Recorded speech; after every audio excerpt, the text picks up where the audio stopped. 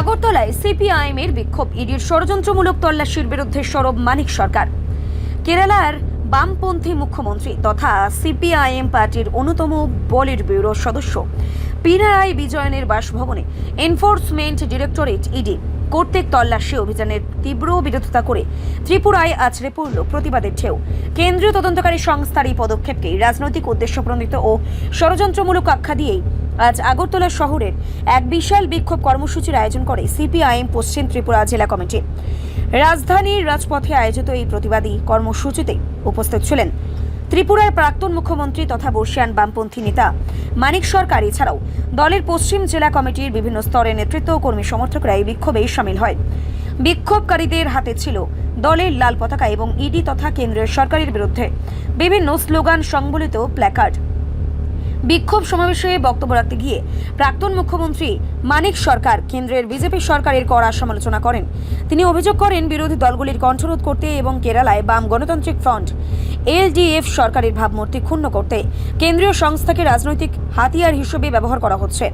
পিনারাই বিজয়নের মতো এক জনপ্রিয় জননেতার বাড়িতে এই ধরনের তল্লাশি আসলে একটি গভীর রাজনৈতিক ষড়যন্ত্র। ত্রিপুরার বাম নেতৃত্ব সাফ জানিয়ে দিয়েছে, এই ধরনের ভয়ভীতি প্রদর্শনের রাজনীতি করে বামপন্থীদের গণতান্ত্রিক আন্দোলনকে স্তব্ধ করা যাবে না এবং আগামী দিনে স্বৈরাচারী নীতির বিরুদ্ধে প্রতিবাদ আরও তীব্র করা হবে।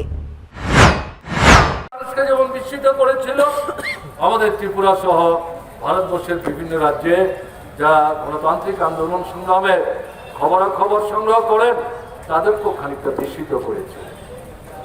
কিন্তু যেটা দেখা গেল পরাজয়ের পরেও কংগ্রেসের নেতৃত্বে যে যুক্তফ্রন্ট তারা সরকার দখল করলো। আপনারা দেখেছেন সরকার দখল করার প্রায় 11 থেকে 12 দিন সময় লাগলো মুখ্যমন্ত্রী কে হবেন সেটা ঠিক করতে। অর্থাৎ আসল হচ্ছে ক্ষমতা জনস্বার্থের কাজ না। কেরালায় এক একটা নির্বাচনে বামপন্থী ফ্রন্ট যখন জয়যুক্ত হয় সেখানে 24 থেকে 32 ঘন্টার মধ্যেই তারা মুখ্যমন্ত্রী নির্বাচন করে শপথ নিয়ে কাজ শুরু করে।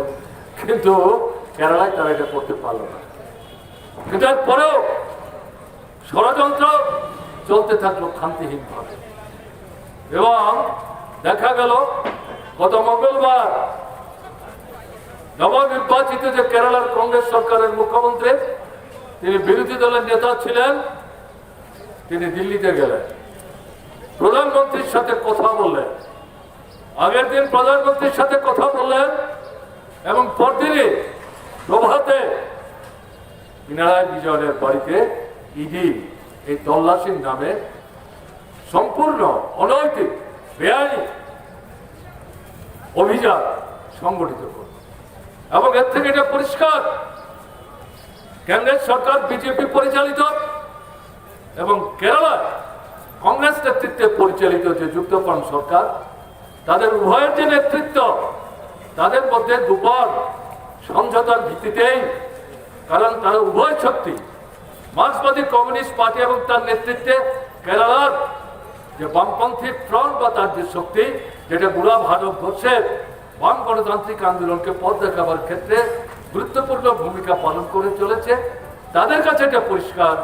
যদিও এই নির্বাচনে তাদেরকে পরাস্ত করে আমরা সরকার দখল করতে পারলাম, তাতে বামফ্রন্ট মার্ক্সবাদী কমিউনিস্ট পার্টিকে শেষ করা যাবে না, পর্যদস্ত করা যাবে না, ধ্বংস করা যাবে না।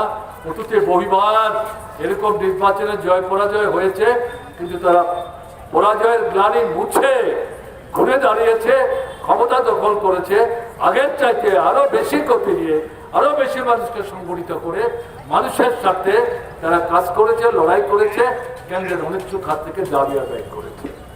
এই পরিস্থিতিতে এরা যাতে অতীতের মতো মাথা তুলতে না পারে, তার জন্য যেহেতু 10 বছরের ব্যবধানে এখানে সরকার আমরা তৈরি করতে পারলাম, তার একটা ব্যবস্থা আমাদের করতে হবে।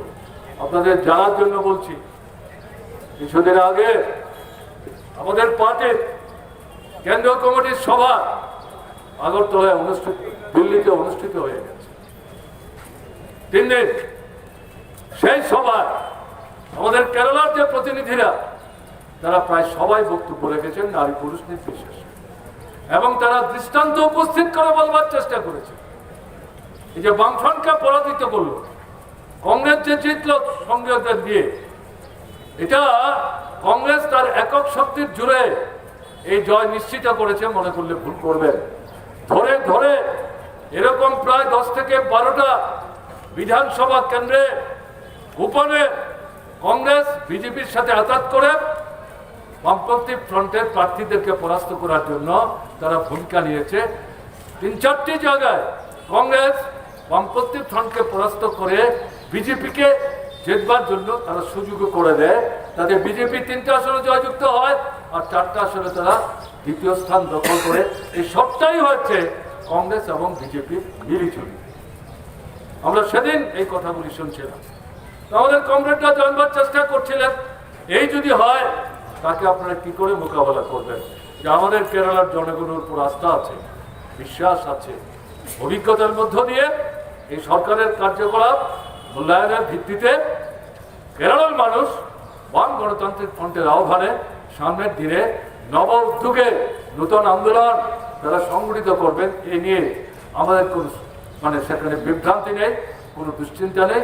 একটু অপেক্ষা করতে হবে, আমাদের একটু গুছিয়ে নিতে দিয়ে আমরা আত্ম অনুসন্ধানের মাধ্যমে শুধু কংগ্রেস এবং বিজেপির গোপনতা এ কথা বলেই আমাদের পরাজয়ের সমস্ত গ্লানি তাদের উপর না চাপিয়ে দিয়ে আমাদেরও আভ্যন্তরীণ ক্ষেত্রে কী কী দুর্বলতা ছিল, সরকার পরিচালনার ক্ষেত্রে কোথায় কি দুর্বলতা ছিল, মানুষ এটা নিয়ে কী বলবার চেষ্টা করেছে, এই তথ্যাদি আমরা সংগ্রহ করে সামনের দিনে যুৎসই আন্দোলন আমরা সংগঠিত করব।